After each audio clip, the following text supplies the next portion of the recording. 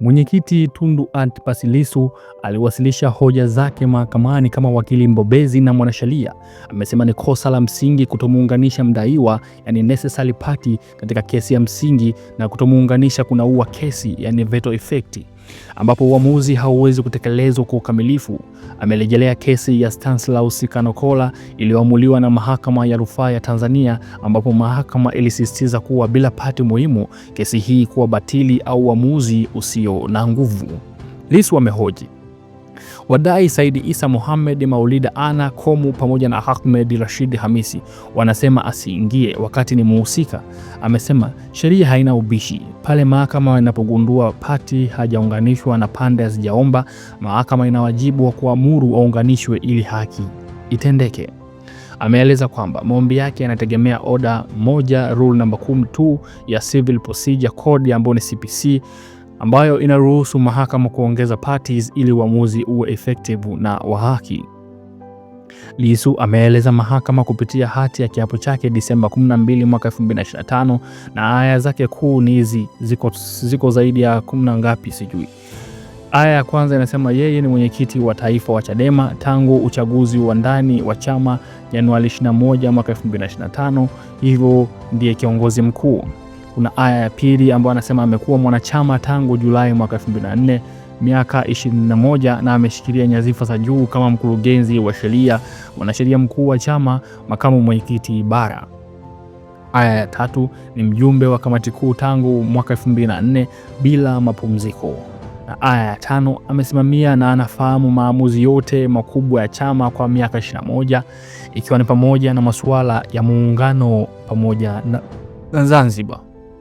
Aya ya 7 anawafahamu wadai, yani Said Issa, Ahmed Rashid kwa kipindi mrefu, ambaye Maulida ni mgeni kwake kidogo. Aya ya 12 kama mwenyekiti, yeye ndiye mwenyekiti wa vikao vyote vya maamuzi, kamati kuu, baraza kuu, mkutano mkuu, hivyo anasimamia sera na utekelezaji.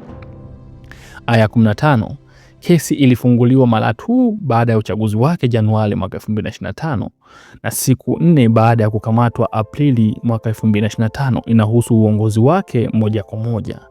Aya 16 yeye ndiye atasimama utekelezaji na uamuzi wote wa mahakama kuhusu mgawanya wa mali. Na aya 17 hukumu yoyote itamuathiri moja kwa moja kama mwenyekiti. Lissu amesisitiza kuwa maombi haya ni muhimu ili mahakama ifanye maamuzi kamili, kwani kesi inazungumzia sera, maamuzi ya vikao na uongozi wake. Kesi namba 8323 ya mwaka 2025 ilifunguliwa mwaka 2025 na wadai kutoka Zanzibar dhidi ya katibu mkuu na bodi ya wadhamini. Juni mwaka 2025 Jaji Mwanga alitoa injunction kusimamisha shughuli za Chadema na matumizi ya mali. Lissu aliomba kujumuishwa Novemba 14 mwaka 2025, ambapo Februari 17 mwaka 2026 aliingia mahakamani kwa mara ya kwanza.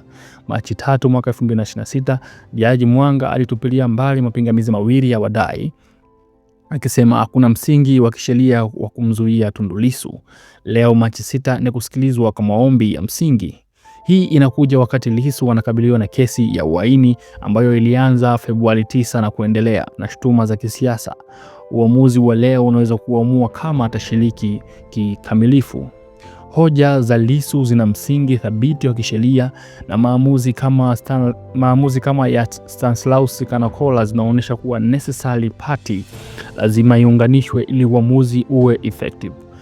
Kama mwenyekiti na mwanachama wa muda mrefu, maslahi yake ni clear na ya moja kwa moja. Ushahidi wa kiapo unaonyesha uzoefu wake na uwezo wa kutoa ushahidi muhimu kuhusu maamuzi ya chama, ambapo kuna sera pamoja na muungano. Kesi ilifunguliwa mara tu baada ya uchaguzi wake na kukamatwa. Hii inaonyesha inahusiana na uongozi wake. Hii inaweza kuwa hatua muhimu kwa haki ya kisiasa. Kujumuishwa kwake kunahakikisha upande wote unasikika, lakini kesi hii inaonyesha migogoro mikubwa ndani ya Chadema, ambapo upande wa Tanzania bara pamoja na Zanzibar.